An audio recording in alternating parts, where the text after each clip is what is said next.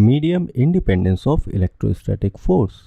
हम सभी जानते हैं कि electrostatic force basically medium independent होता है, लेकिन थोड़ा सा कन्फ्यूज़न आ जाता है जब हम फॉर्मूले को देखते हैं कि जब वैक्यूम में 2 पॉइंट चार्जेस को रखा गया है तो उनके बीच लगने वाला force 1/4 pi epsilon not Q1 Q2 by R² Newton हम लिखते हैं।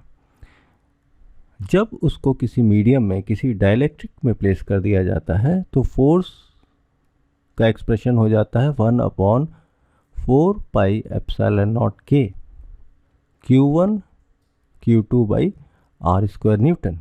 अब प्रश्न ये उठता है कि अगर मीडियम इंडिपेंडेंट फोर्स है तो ये K का फैक्टर क्यों आ जाता है, फोर्स रिड्यूस क्यों हो जाता है। यहाँ पर हम आपको यही कॉन्सेप्ट क्लियर करेंगे। देखिए, 2 पॉइंट चार्जेस को लिया है Q1 और Q2 को, R डिस्टेंस इनके बीच है। अगर ये वैक्यूम में सिचुएटेड हैं, वैक्यूम में है, तो इनके बीच फोर्स ये एक्ट करेगा।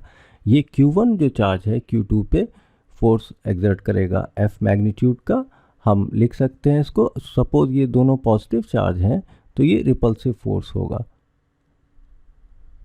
इसी तरीके से Q2 Q1 पे F फोर्स एक्सर्ट करेगा अपोजिट डायरेक्शन में। सपोज हमने क्या किया, यहाँ पे हमने एक डाइलेक्ट्रिक मीडियम रख दिया जिसका डाइलेक्ट्रिक कांस्टेंट सपोज K है। यहाँ पे जो ग्रीन ग्रीन हमने बना रखे हैं ये डाइलेक्ट्रिक के एटम्स हैं। डाइलेक्ट्रिक क्या होता है?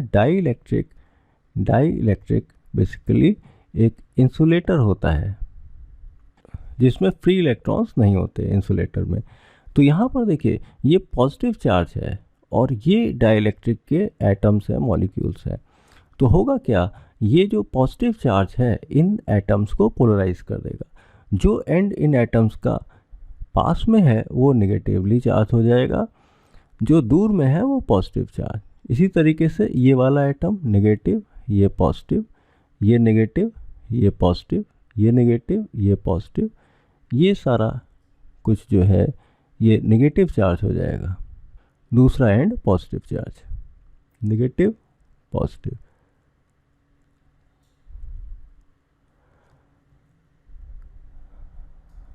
अब यहाँ पर देखिए, अगर हम 2 एडजेसेंट एटम्स को ले लेते हैं इन दोनों को, तो पॉजिटिव नेगेटिव चार्ज बहुत ही पास पास हैं, एक दूसरे को नलीफाई कर देते हैं।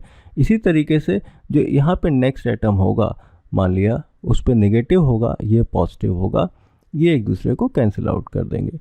तो अगर इस Q1 चार्ज के आसपास देखें, बाकी ये चार्जेस, ये इन्फाइनाइटली एक्सटेंडेबल मीडियम लिया है तो ये सारे चार्जेस एक दूसरे को कैंसिल कर देंगे।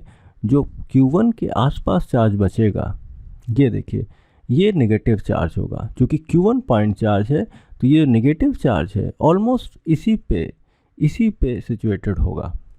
इस तरीके से अगर हम देखें तो Q1 चार्ज जो है, अगर डाइलेक्ट्रिक प्लेस कर देते हैं तो Q1 चार्ज की स्ट्रेंथ कम हो जाती है, वैल्यू कम हो जाती है। क्यों?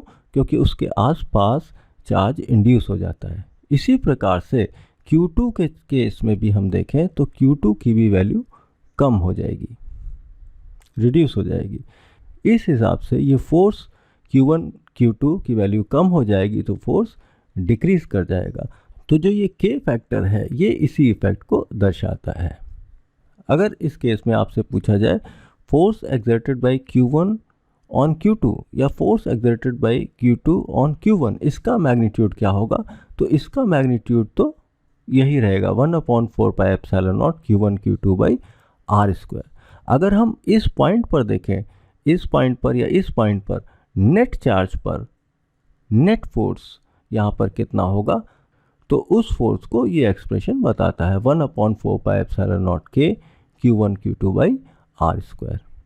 इस हिसाब से इन दोनों एक्सप्रेशंस में कोई भी कॉन्ट्राडिक्शन नहीं है। ये एकदम क्लियर है कि जो इलेक्ट्रोस्टैटिक फोर्स होता है वो मीडियम इंडिपेंडेंट होता है।